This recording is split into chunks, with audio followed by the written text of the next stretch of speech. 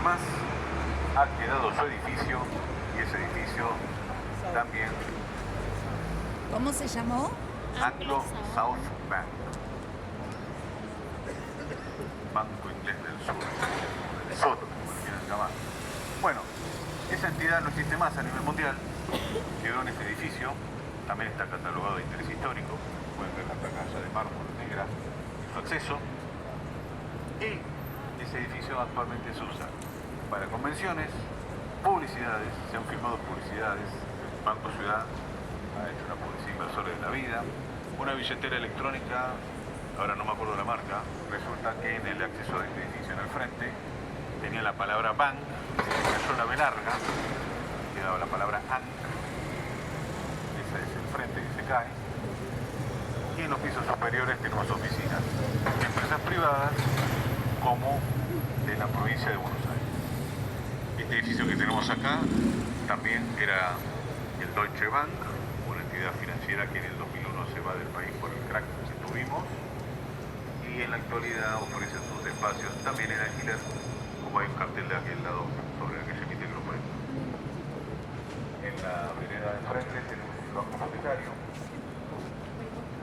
obra de Clorito Testa, el mismo arquitecto que ustedes vieron el vitro, la casa central. Se inaugura en 1970 y funcionó el Banco de Londres y América del Sur, después el Banco Lloyds, y finalmente, como el Lloyds se fue también en 2001, esta casa es ocupada por el Banco Hipotecario. Es un edificio que está catalogado en lo que se llama arquitectura brutalista. ¿Por qué esa denominación? Porque ustedes ven el resto de los edificios, sus fachadas y sus diseños tienen líneas más cuidadas. Onda redondo, superficies curvas, nada que ver con lo que está construido íntegramente en concreto en su exterior y tiene una gran superficie vidriada. Ustedes son de La Plata, entonces algunos de ustedes estuvo recorriendo a ver la zona del Museo Nacional de Bellas Artes alguna vez, Plaza Francia. ¿Vieron un edificio grande, tan grande como este y parecido? No, Buenos Aires, Similar a este es, mejor dicho, la Biblioteca Nacional, que fue diseñada por Clorito Testa.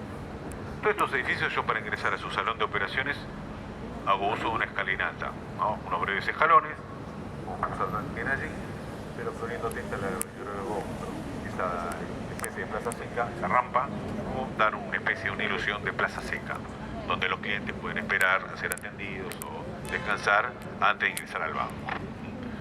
Bueno, eso es con respecto a estos edificios.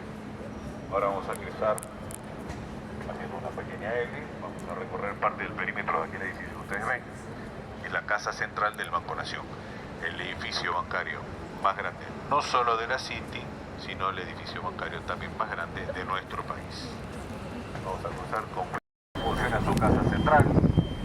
Este edificio fue diseñado por Alejandro Bustillo, un arquitecto muy importante en nuestro país, que hizo, por ejemplo, el Hotel Giorgio en Bariloche,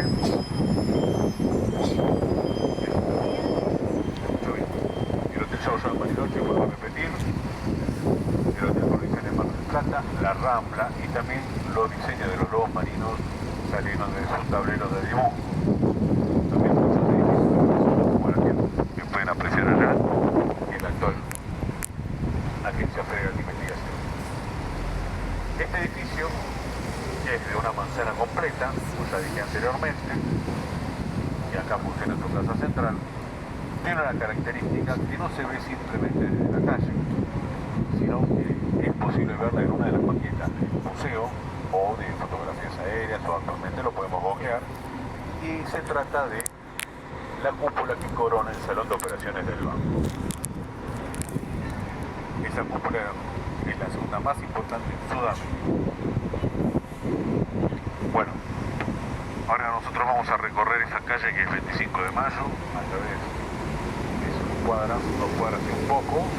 Vamos a ver edificios de interés histórico, edificios que han pertenecido a los ferrocarriles argentinos, oficinas que han sido edificios que pertenecieron a bancos extranjeros, al Banco Germánico del Sur, por ejemplo, edificios que han sido hoteles y que en la actualidad sus dueños han mutado y son, por ejemplo, oficinas de gobierno, Colegio Nacional Electoral, el Archivo General de la Nación se encuentra ubicado antiguamente Banco Hipotecario Nacional, y también la sede Paco Brondo de la Facultad de Filosofía y Letras de la Universidad de Buenos Aires tiene como ocupantes de esos edificios de interés histórico. Todos ellos tienen esa placa de mármol que les comenté y así los categoriza. Sigamos caminando para allá, por favor.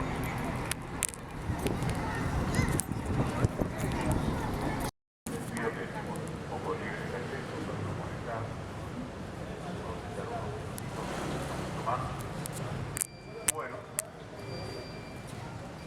dentro de este recorrido de edificios de interés histórico, tenemos también edificios de carácter religioso, como por ejemplo el templo anglicano San Juan Bautista. Es el edificio religioso más antiguo de Argentina, también se preserva históricamente, bajo las cubiertas de Samoto, pues trata de mármol negro. Este edificio fue diseñado por un arquitecto escocés llamado Ama. Ustedes se preguntarán qué tiene que ver un edificio de esta religión, que no es mayoritaria en nuestro país, en un lugar donde tenemos la mayoría de edificios bancarios que tuvieran comercio. Bueno, resulta que los ingleses, en el siglo XIX, no solo desarrollaron aquí su comercio, también vivían acá y finalmente trajeron su religión. Entonces, por eso se construyó este edificio en el terreno irán y que fueron cedidos por el convento de San Ramón, que está a su centro, que pertenece a la orden mercedina. Bueno, este edificio se levantó, si bien es de dimensiones modestas, porque su vecino es tan catedral, se considera tan catedral como la catedral de Buenos Aires, que está frente a la plaza de Mayo. Este edificio abre sus puertas, obviamente, a la gente que profesa esa religión, pero ocasionalmente, en la noche de los museos, no sé si este año lo harán, abre sus puertas para compartir su edificio con la gente que quiera venir a disfrutar de espectáculos corales o de historia religiosa. Esas son las posibilidades. Para agregar un poquito más, la figura principal del anglicanismo no es el Papa Francisco, sino que en la actualidad es el rey Carlos III. Bueno, ahora vamos llegando hacia la esquina.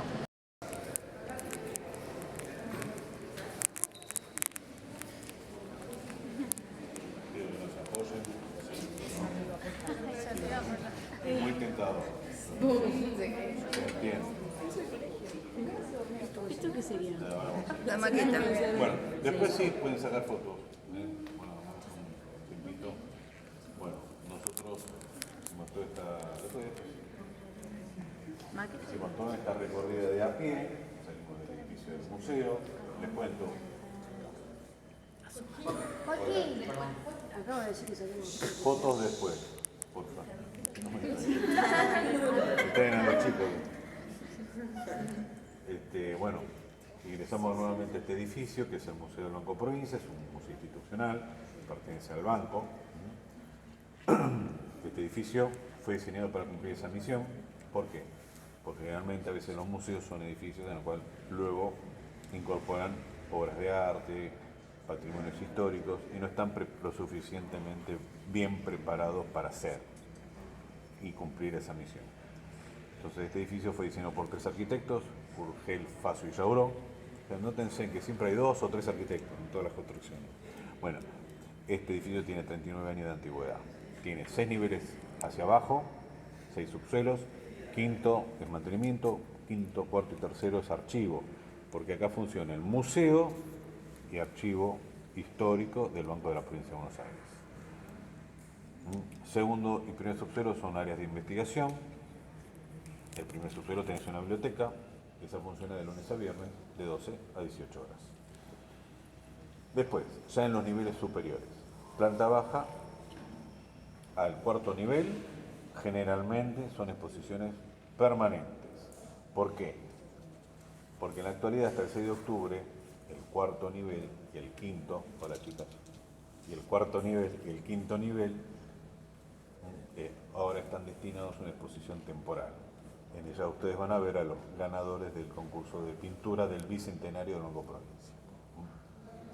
Generalmente las exposiciones temporarias se desarrollan en el último nivel, en el quinto. Pero hasta el 6 de octubre involucramos esos dos niveles. Bueno, nosotros nos encontramos acá.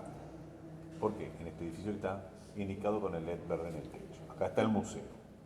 Salimos hacia la izquierda, la primera calle que ustedes cruzaron fue Reconquista. A mitad de cuadra, no sé, ¿vieron un edificio que tenía las puertas doradas? Sí. ¿Se prepararon ellos? Bueno, ese edificio también es uno de los accesos del BCRA. Y a la vuelta, bueno, tapado por todas esas cosas azules, tenemos el Banco Central, el edificio diseñado por Handy Schwer. El Banco Central sobre Reconquista tiene un edificio que hicieron similar, no es de 1871, es mucho más moderno, bastante más, pero que hicieron, copiaron la misma idea, el mismo frente, lo hicieron similar. Al lado tenemos este edificio, que también pertenece al Banco Central, acá funciona su biblioteca, la biblioteca Raúl Previ, que es un economista, y entonces los edificios que conforman el Banco Central, si yo lo veo desde acá arriba, que tienen una forma de T, porque yo puedo entrar por San Martín, hacerlo por Reconquista o por San Miguel. Entonces ven que yo puedo hacer un T perfecto. Volvemos sobre San Martín, nos encontramos con la Casa Central del Banco Provincia, la obra de Sánchez Lagos y de la Torre. Vuelvo a repetir, este edificio se inaugura en 1940 y en este mismo solar, hasta 1939, se encontró el primer Banco Provincia, su primer edificio propio, que lo vamos a ver en la maqueta de atrás. Acá vemos el edificio de Clorindo Testa, el Banco Nación con su cúpula, que es la segunda importancia en Sudamérica, que no se ve desde la calle, puedo ver en esta maqueta. Google Maps, fotografías aéreas, son lo que pueden también darnos cuenta de cómo está construido este edificio. Y sobre el 25 de mayo, hasta llegar al Templo Anglicano, por ejemplo acá era el edificio donde estaban los ferrocarriles argentinos, un hotel donde está la sede Pacurondo ahora de la Universidad de Buenos Aires, la Facultad de Filosofía y Letras, es actual ocupante, donde estaba el Banco Hipotecario Nacional, ahora se encuentra el Colegio Nacional Electoral y el Archivo General de la Nación, y después tenemos el Templo Anglicano San Juan Bautista, que está a espalda al convento de San Ramón. Como ustedes pueden ver, este es el único espacio verde en toda la City porteña. Pero ese convento ya no funciona más. ¿Qué tenemos en esta construcción? Bueno, comercios, librerías y restaurantes. Como es de acceso libre y gratuito, se accede acá por Reconquista. Los días lindos con sol, como hay bancos, la gente toma sol o come. Eso es gratis.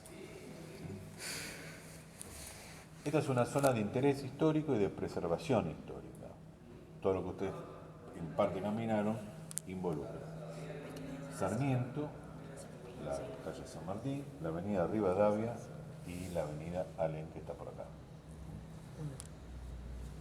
Los edificios que tenemos acá construidos no deben superar una determinada altura, salvo este que tienen acá. Ese se construyó durante el gobierno de De la Rúa, que él era jefe de gobierno de la Ciudad de Buenos Aires. Un estudio muy prestigioso representó un proyecto para construir la torre y casa central del Banco de Galicia, que encontramos acá. Esta construcción, que finalmente tiene 40 pisos de alto, fue construida a partir de una excepción que se votó a veces entre gallos y medianoche, por decirlo de alguna manera. Había leyes y excepciones, y muy de madrugada los ediles estaban medio dormidos y dijeron, bueno, votamos tal ley o tal excepción, sí, por la positiva levanten la mano. Por casualidad estaba esta excepción. La gente de Galicia, que estaba muy atenta al desarrollo de esa votación, como le dijeron, se votó afirmativo, a la mañana empezó las obras de demolición de un edificio que estaba en esta misma esquina, que no era un banco, no era un edificio de interés histórico, y lo único que preservaron fue esta pared de alto que está acá. Después yo se la voy a marcar en la otra maqueta, por acá, entre tanto edificio se pierde. Esta pared que se utiliza como pared donde las plantas en primavera trepan y hacen un diseño lindo, para hacer una manera. Del otro lado dejar una pared con una reja de altura, entonces en vez de dejar eso hubieran dejado nada prácticamente. Pero no es que el Banco de Galicia necesitó construir una torre per se para estar acá. Enfrente tenía este edificio de la década del 80 que cumplía perfectamente esa misión. No solo eso, sino que se adecuaba a la normativa que estaba vigente de no superar esa altura que estaba preestablecida. El Banco Provincia sí puede hacer su torre, porque está fuera del área de protección histórica. Por eso no tuvimos inconveniente alguno ni alteramos nada. Toda esta zona que ustedes vieron y caminaron en parte, vieron muchos negocios, vieron pizzerias Kentucky, muchos Starbucks, supermercados chinos, farmacias y otro tipo de comercios. Estos comercios solamente abren sus puertas en jornadas hábiles. Esto es, de lunes a viernes, o si tenemos un feriado largo, luego en su primer día hábil. Porque en esta parte de la ciudad, si bien está muy construida, no se quedan a vivir.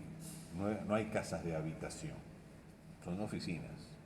Entonces, hoy viernes, que ustedes nos llegaron a visitar desde la plaza acá, si se quedaran un ratito a la tarde, a partir de las 4:30, muchos de los comercios que ustedes ven abiertos cierran sus puertas, bajan las persianas y después recién ahí, el primer día hábil, en este caso, si es normal, el lunes, vuelven a abrir sus puertas. Porque esto funciona exclusivamente de 6, 7 de la mañana hasta 4 a 7 de la tarde o noche en invierno, ¿no? Así que eso tiene una explicación, y esa explicación yo la voy a dar a continuación acá atrás.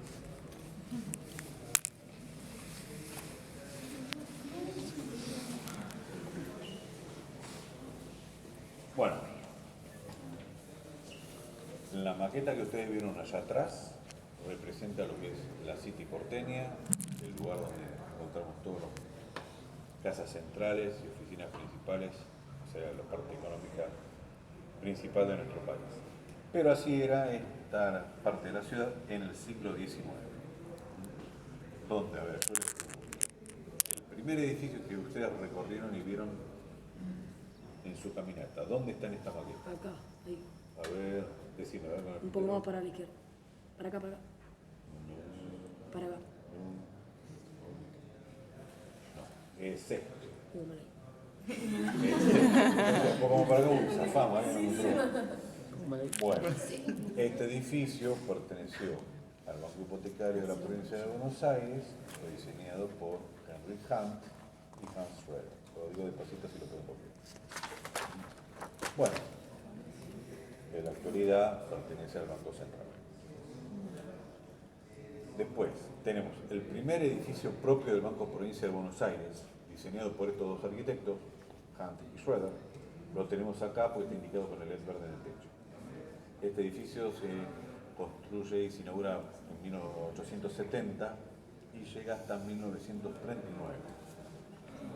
Ahí comienza su demolición para que un año después se inaugure parte de nuestra casa central, que en definitiva luego va a ocupar un cuarto de manzana. ¿Por qué se dice que fue el primer edificio propio? Porque el Banco Provincia, como dije en Central, se inauguró el 6 de septiembre de 1822, pero no lo hizo en este edificio, sino que abrió sus puertas al público en una casa más modesta, utilizando solamente 2 habitaciones, y esa casa estaba en la calle Perú, a la altura del 200, en donde se encuentra la actual Manzana de las Luces. Y ya que estamos, si nosotros abrimos el 6 de septiembre, casi 200 años, ¿con cuántos empleados piensan que el banco abrió las puertas? A ver, ¿alguna idea? 50. Menos. 10, 2, 5. ¿Quién dijo 5? Con 5 empleados. Tesoreros, cajeros, ordenanzas y empleados, son 5 empleados. La parte presidencial y de directorio no se cuenta. Pero la provincia habló con 5 empleados. Después, con el tiempo, al incrementar sus operaciones, ¿qué pasó? Se les les encargue a todos los arquitectos el diseño y construcción del que fuera nuestro primer edificio propio hasta el 39. Bueno, acá también no solo hay bancos, acá les muestro los edificios religiosos que tenemos, el templo anglicano San Juan Bautista, la Basílica de Nuestra Señora de la Merced, en este caso San Martín, por ejemplo. Acá tenemos la Catedral de Buenos Aires.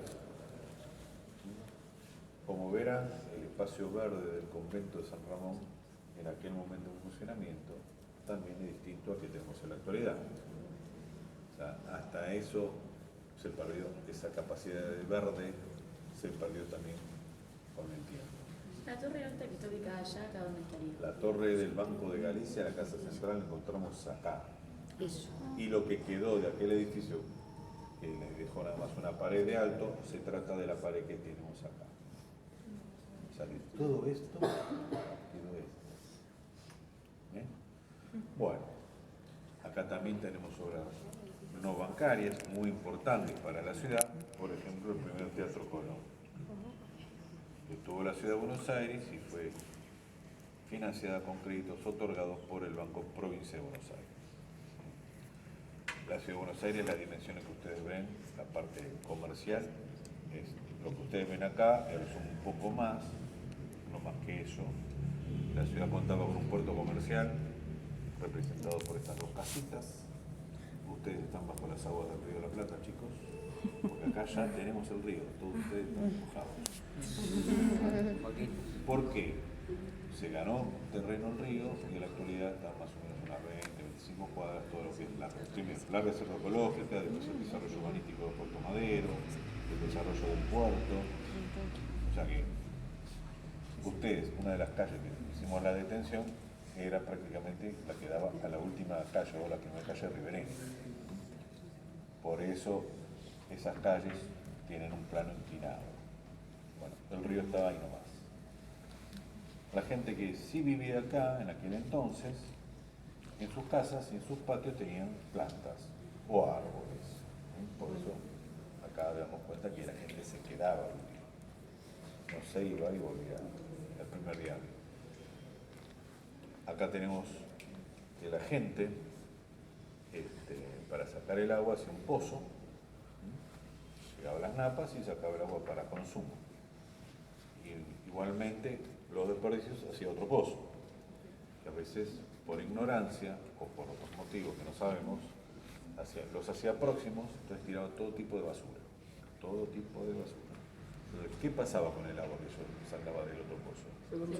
Se fue contaminado.